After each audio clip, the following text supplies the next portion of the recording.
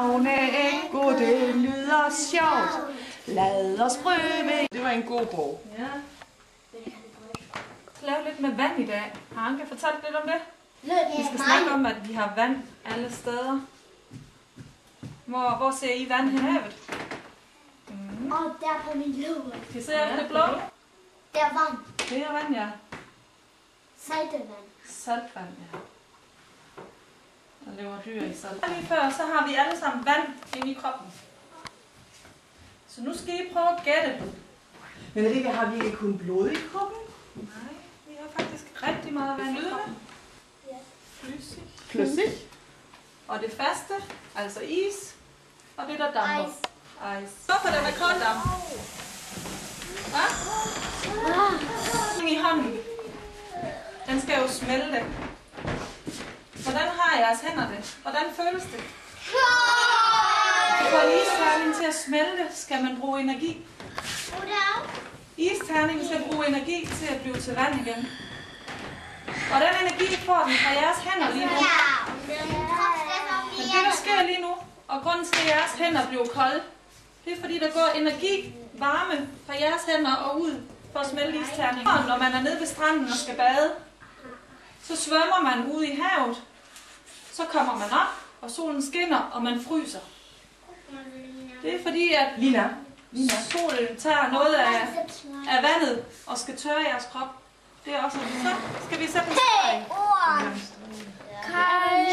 Se her. Okay, se. Så se det her. Kan I se? Prøv at se stregen her. I husker, hvad jeg sagde, da I sad hen i sofaen. Hvorfor var det, at jeres hænder blev kolde, når I holdt isterningen? Ja? Fordi den er kold. Men hvorfor blev hænderne kolde, da I holdt isterningen? Fordi hvad man kommer ud til at smelte den is. Ja, det er den energi. Nu bliver vandet koldt, fordi at vandet bruger energi på at tø den her op.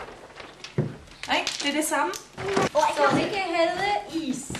Og jeg har nu det flydende vand. Det er jo flydende vand. Kun er det mangler. Kan I se det? Det er et hul. Og nu kommer flasken her i vandet. Nu skal vi lige se, hvad der sker. Der er ikke vand i. Nemlig. Og hvad sker der så, når jeg åbner den flaske her? Der kommer vand i. Jeg skal lige høre. Jeg skal lige være stille. Kunne I høre det? Hvad var det? Der er vand. Ja, hvad var det for et lyd? Ja, luften kom ud af flasken. Og nu kommer låget på igen. Og hvad sker der nu, når jeg trækker flasken op? Den kan tage sig raus. Kan I se, hvad der sker med vandet? Ja. Den bliver ind. Ja. Der er vandet.